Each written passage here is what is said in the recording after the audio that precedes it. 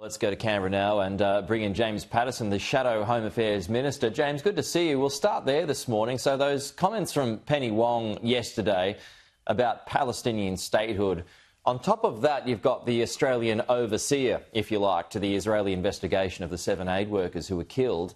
There's certainly been a rapid change in approach in the past week or so. Are we in danger, if we haven't done so already, of cutting ourselves adrift from a key ally?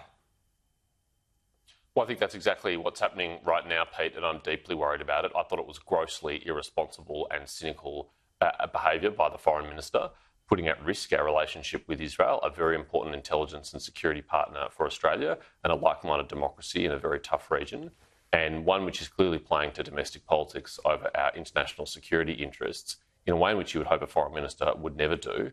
But this has been all laid out for us very openly, Pete. In the Australian yesterday, we had a state New South Wales Labor MP openly saying that the Labor Party had to change its position on Israel-Palestine, otherwise it would lose seats in southwestern Sydney to pro-Palestine independent candidates, and that Labor needed to shift it away from its support for Israel if it wanted to hold those seats. I mean, that is what this is about, and our national interests, our national security is being sacrificed to save those seats. So if they support a two-state solution and then the coalition supports a two-state solution, and I think most reasonably minded people do support a two-state solution, then what should they have done?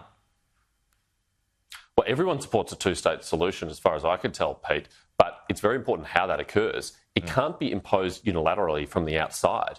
And the problem partner here that's refusing to engage in negotiations and refusing to have a two-state solution is not the State of Israel. It's the State of Israel which has, over the last 2 decades, offered repeated offers of peace to the Palestinian Authority, offered repeated offers to recognise a Palestinian state, and every single one of those offers has been rebuffed and rejected by Palestinian leadership. The pressure that needs to be brought to bear is on the Palestinian Authority and on Hamas, for Hamas to release the hostages and to lay down their arms, and for the Palestinian Authority to come back to the negotiating table with a reasonable approach that is achievable in our lifetimes. Now, those are the intransigent actors in this. Everybody who's studied this, everybody who's involved in this understands that. It's been very well documented by historians, by Bill Clinton and others who are involved in the extensive and peace efforts over many years.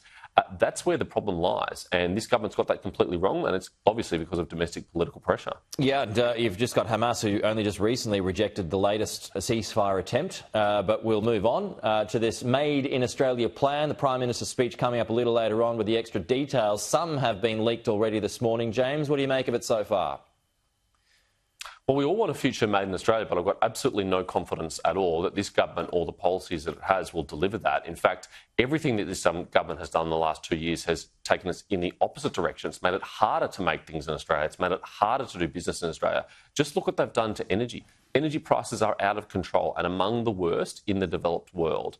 And how on earth can you be internationally competitive? How on earth can you make things here if you're constantly driving up energy prices with an ideological approach to our energy system, ruling out reliable baseload affordable power like nuclear energy, and instead having a renewable only as approach? And we've seen the devastating consequences of that. This is a government which has rewarded its union allies at every step of the opportunity, of course making us less competitive in the process. This is a government that can't control spending, that has increased taxes. But how on earth are we going to be internationally competitive if you're piling all this pressure on business and on those who actually do make things in this country?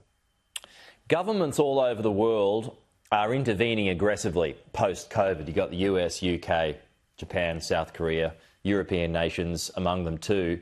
So on the face of it, do we need to do the same to catch up?